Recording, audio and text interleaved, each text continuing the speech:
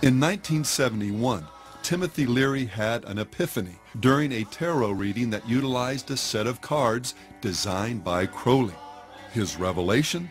That he was Crowley reborn and was to complete the work Crowley began, preparing humanity for cosmic consciousness. Leary acknowledged this powerful connection with the great beast in a letter to Wilson, observing that the coincidences, synchronicities between my life and his are embarrassing. From this connection flowed frequent references to Crowley, his philosophy, and their common destinies in Leary's writings and speech. Well, I've been an admirer of Aleister Crowley. I think that I'm carrying on much of the work that he started over 100 years ago, and I think the 60s themselves. You know, Crowley said he was in favor of finding your own self and do what thou wilt shall be the whole of the law under love. It was a very powerful statement. I'm sorry he isn't around now to appreciate the glories that he started. The phrase, do what thou wilt, was taken from the Book of the Law, Crowley's most renowned work and one whose composition is worth understanding in the context of our study. While visiting Egypt in 1904, Crowley's first wife, Rose, began going into spontaneous trances, muttering things like, "They are waiting for you," and "He who was waiting was Horus." Intrigued, Crowley and Rose went to visit the Cairo Museum. From a distance she spied a glass case and exclaimed, there he is." Upon inspection, the case did contain an image of Horus painted on a wooden stele, but what particularly stunned Crowley was its exhibit number, 666, his number, the number of the beast. Convinced now that something supernatural was happening, Crowley went back to his hotel and performed a ritual, summoning this higher power. Over 3 successive days, beginning on April 8th, the book was channeled through Crowley while in a trance. And the content of this revelation? "I am the snake that giveth knowledge," the Spirit said. "To worship me take wine and strange drugs, whereof I will tell my prophet." Falling on precisely the wrong side of the Bible's account concerning the fall of man and Satan's role, this snake spirit begins the revelation by telling man that he is a god, that reality is essentially an illusion, sin a myth, and that ethically there's no greater commandment than the law of Thelema, Greek for will, as famously stated in the 40th verse of chapter 1. Do what thou wilt shall be the whole of the law. We do what we want to do when we want to do it.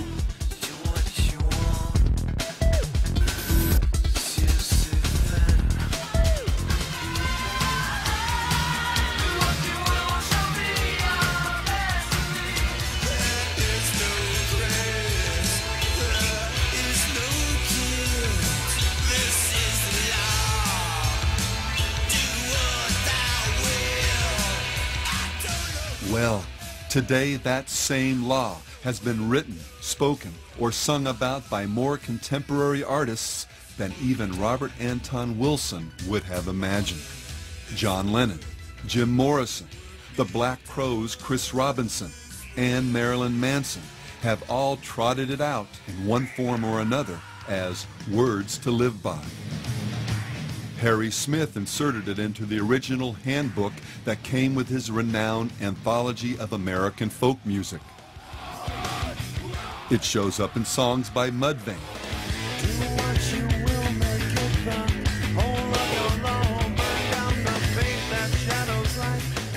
David Bowie, The Only Ones, The Electric Hellfire Club, Alphaville, Throbbing Gristle, Numb, Ancient Ceremony, Eddie and the Hot Rods, Death SS, Theater of Tragedy, Cult Disciples, Therion, Psychic TV, Celtic Frost, Bruce Dickinson, Moonspell, Graham Bond, Sepultura, Edge of Sanity, The Lords of the New Church, and Marilyn Manson, among others.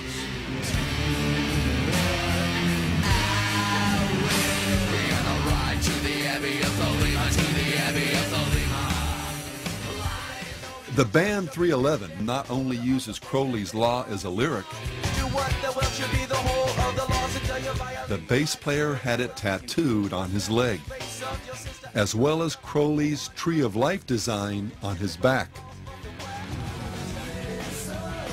Punk band Unwritten Law had Crowley's Law written on their concert t-shirts. I'm closer to the golden dawn, immersed in Crowley's uniform of imagery. Among rock artists who have studied and embraced aspects of Crowley's magical system, Daryl Hall, Sting, Coil, and Killing Joke, among many others, could relate at some point in their careers to Bowie's comment, "My overriding interest was in Kabbalah and Crowleyism, the whole dark and rather fearsome netherworld of the wrong side of the brain." Director Donald Cammell, the man behind the underground film Performance, used to enjoy telling friends that, as a child, he would sometimes be bounced on the knee of the wickedest man in the world. Significantly, the film starred the Stones' Mick Jagger and Anita Pallenberg, herself a devoted occultist, and explored nihilism and insanity through the metaphor of rock and roll. The only performance that makes it, that really makes it, that makes it all the way, is the one that achieved madness, right? Cammell also played the role of Osiris in Lucifer Rising, the film by another Crowley devotee, Kenneth Anger. Anger directed and produced a number of occult films that utilized the talents of rockers Marian Faithfull, Mick Jagger, Jimmy Page, and Bobby Beausoleil, another Crowleyite who was later convicted of murder in relation to the Manson cult. And Led Zeppelin's Jimmy Page's fascination with the great beast is so notorious, it rates its own link on a website dedicated to Crowleyana. From studying magic as an adolescent, purchasing Crowley's old house, buying an occult bookstore and naming it after a periodical Crowley published, inscribing Do What Thou Wilt onto the runoff vinyl for the first pressing of Led Zeppelin III, even acting out rituals on stage that look an awful lot like those described by the Beast in his, quote, instructions to his magical order. Page meant it when he said, "I've employed his system in my own day-to-day life."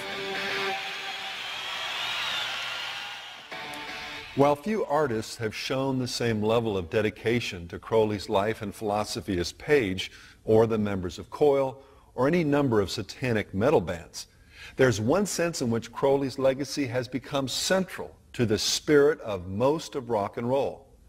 We'll discuss this in more detail in Part 8 of this series, but for now understand that his primary message was simply, find your true will and then do it. Thou hast no right but to do thy will.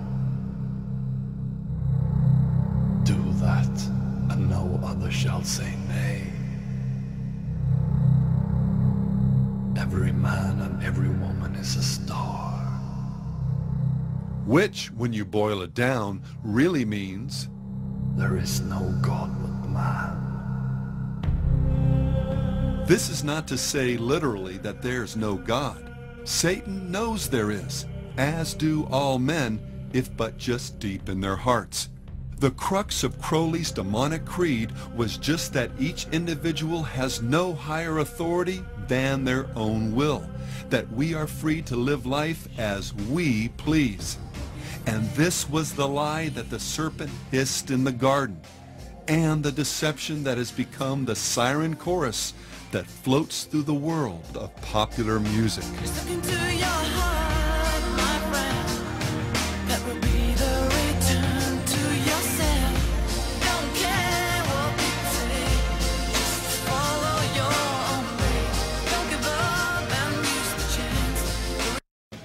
Well, listen carefully, because everything we've examined in this series has been leading up to this very point. The reason so many people reject the charge of Satan worship is because, as we saw earlier, They have a caricature of the devil and his religion in their minds. He's the horn-headed demon in red pajamas, and serving him, should he even exist, would involve sacrificing babies, drinking blood, or something else equally horrible or bizarre. In reality, though, following Satan is far more mundane and universal than most people realize or would care to admit.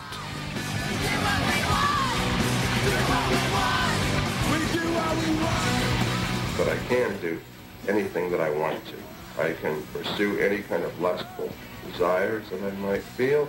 I can engage in any activities that are so-called sinful activities and not really worry about any ecumenical councils making it right for me to do these things.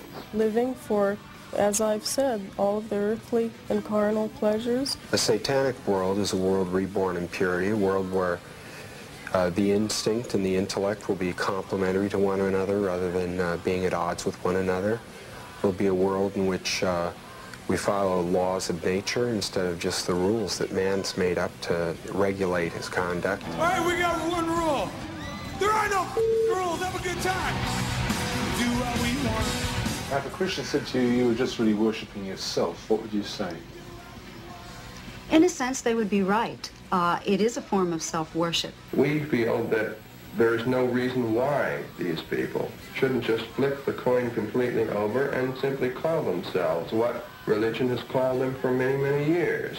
Call them devil worshippers, or disciples of evil, or Satanists. Of course, it's very hard for a person to hang an uncomplimentary label on themselves. And for this reason, for many years, there will be people practicing Satanism as good Christians or other religions. And they will instinctively pursue the very same things that we are, as they always have. As we've already seen, Satan is an invisible spirit and a master of disguise. His ability to pass himself off as an angel of light can fool the rebellious and the spiritually naive into thinking that black is white, truth a lie, and even that God himself is the one telling them these things.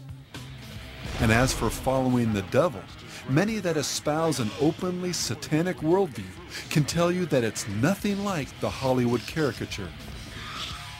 And that's precisely what makes it so disturbing, as the occult magazine Gnosis acknowledged. If there's anything horrifying in its teachings, it's that these are the principles by which most people live most of the time, usually without admitting it even to themselves. And just what is this core principle by which most people live? Well, in a nutshell, do what you want.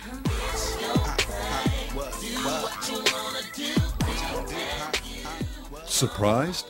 Well, Anton LaVey wasn't. He understood precisely from where this popular concept had arisen. And he must, as a Satanist, knowing this, realizing what his human potential is, eventually, and here is one of the essential points of Satanism, attain his own Godhead in accordance with his own potential. Therefore, each man, each woman is a god or goddess in Satanism. Big Pimpin' really, man, is living life to your fullest potential. I mean, like, whatever you want to do, when you want to do it, you do it, but in the grandest way possible, you know? And for a god or goddess, what's the ultimate standard for ethics, meaning, purpose, and destiny? You've got it. Whatever you feel is right. My heart is the ruler of all my being. If my heart tells me it's true, that's good enough for me. The answers to your problems are in yourself and not in a god or religion.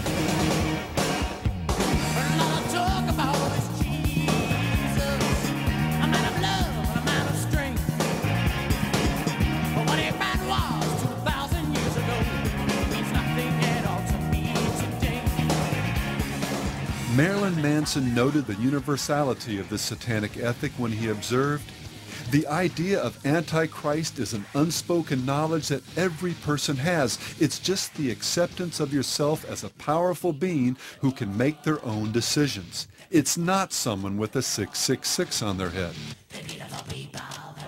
And Satanism is about worshiping yourself because you are responsible for your own good and evil. What would you define being a Satanist as? Worship of themselves. You're worshiping yourself when you worship Satan. Aleister Crowley stated it this way in his infamous Book of the Law: every man and every woman is a star or a god. And as we saw earlier, do what thou wilt shall be the whole of the law. I'm basically a free thinker. Whatever anybody wants to do, they can do whatever they want as long as it doesn't hurt other people. I live by myself, I live by my own values and all that, morals. I set my own ways. How do you determine what those morals and values are? Well, I don't know, I just do what's right for myself.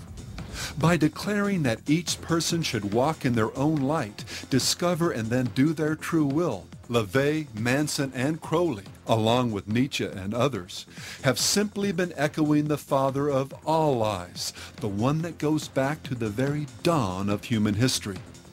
Then the serpent said to the woman, God knows that in the day you eat of it, your eyes will be open and you will be like God, knowing good and evil. Satanism, then, in its essence, is simply each person looking through his or her own eyes for meaning and direction. As our own god or goddess, we're free to do as we will. Theologically, this worldview can be reduced to a single precept found in the 4th chapter of the Book of Satan. Say unto thine own heart, I am mine own Redeemer. Or, to put it in more common terms, the, quote, triumphant strains, end quote, of a song that LaVey and his disciples viewed as one of the most satanic of the 20th century. I did it my way. For what is a man? What has he got? If not himself, then he has not. You say the words, he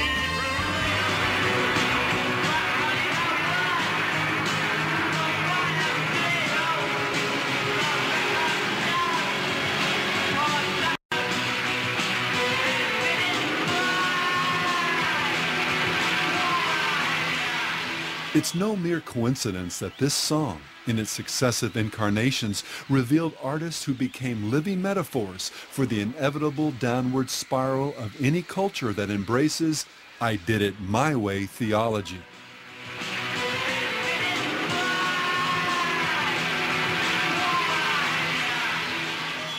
I did it my way, indeed. Of course, not every follower of the satanic law ends up dying, as did Elvis and Sid, of a drug overdose. Hell does have its trophies on this side of the grave. But the ultimate expression of sin's wages for everyone who, quote, does it their way, and that includes some of the most talented and beautiful among us, is a grace-forsaken darkness that waits just on the other side of death. And while Elvis and Sid may represent the figurative alpha and omega of the rock milieu, this my way ethic has expressed itself in so many ways by so many different performers. And I want to do it my way, to sound like Frank Sinatra. And in so many songs, interviews, and concert performances, one could easily argue that Do What Thou Wilt defines the very soul of rock and roll.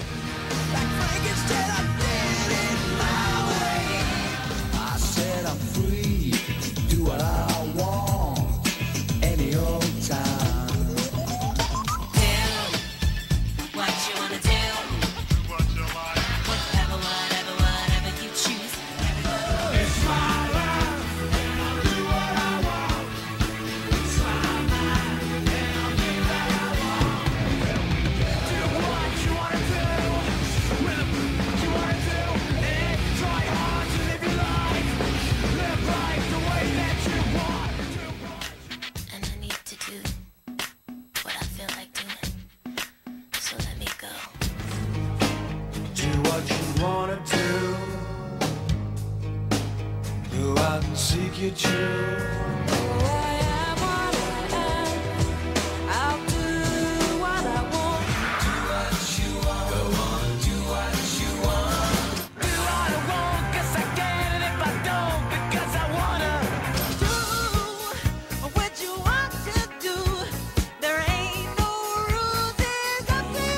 Once a kid can click this switch in his head and say, I can do what I want to do, I'm here on this earth, there are laws, but I'm going to handle it my way, it gains identity. The bitch with a flashlight. Do anything you want to do.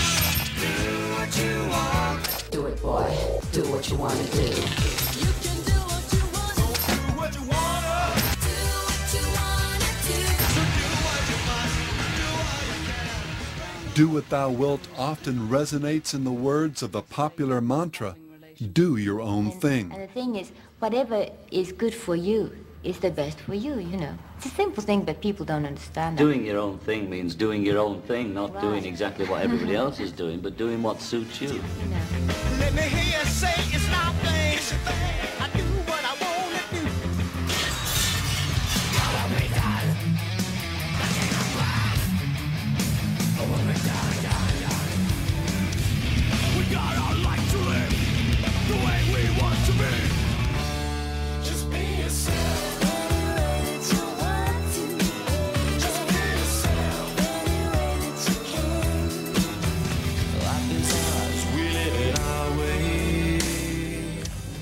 It can provide the foundation for the ever-popular believe or trust in yourself.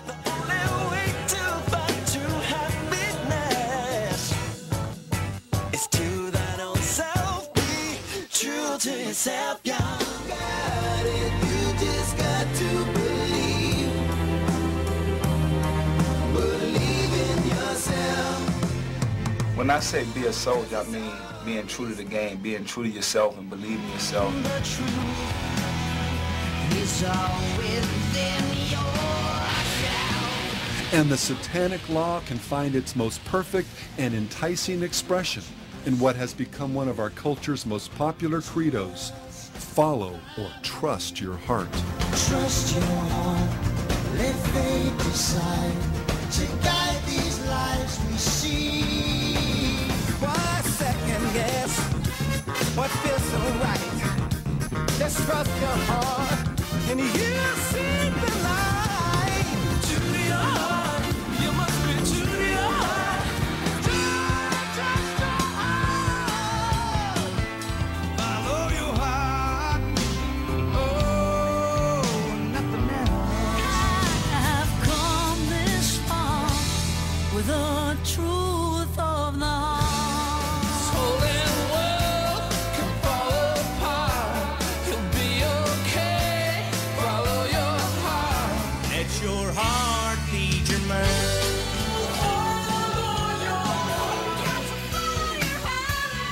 Trust your heart. Listen to your heart, hear what it says. Listen to your heart. Listen to your heart. Listen to your heart. Listen to your heart. The heart won't lie. To remind us to From always acceptance ourselves, speeches to follow our hearts. to Broadway musicals. Follow my heart, but to where? To wherever your heart tells you to go. To children's videos. When you follow your heart. This flake of feel-good wisdom has become the great law, the only politically correct commandment for a culture wherein truth is relative, Truth is whatever you believe is right. man is good, and God is whatever you want him, her, or it to be. Truth is, there are no absolute truths. I mean, even God doesn't work that way. But think for just a moment. Aren't most or even all the things that people say and do determined ultimately by the desires of their hearts? We're bored with the concept of right and wrong. Without some absolute standard of right and wrong, what's to keep a cute children's song Listen to your heart, girl. Listen to your heart. from becoming the score for man's descent into lust, murder, and anarchy? When the people in your life try to tell you what is right, what do you do? Listen to your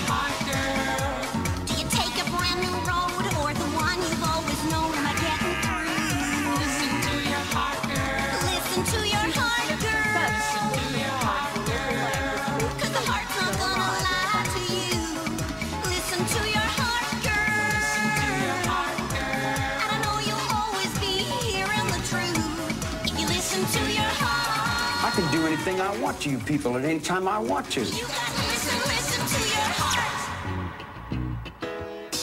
As we saw earlier in this series, the reason this do what you want, it's your thing, follow your heart theology is wrong, and ultimately even satanic, is because our hearts and minds have been profoundly deranged by the effects of sin. The heart of man is deceitful above all things and desperately wicked. Who can know it? Every way of a man is right in his own eyes. There's a way that seems right to a man, but its end is the way of death. Trust in the Lord with all your heart and lean not to your own understanding. And perhaps most direct of all, he who trusts in his own heart is a fool. From mankind's fall from grace to virtually every evil ideology that has blighted this travailing planet, ignoring our Creator's commands and doing instead what seems right in our own eyes and hearts, has been the fountain from which sin and its wages have flowed.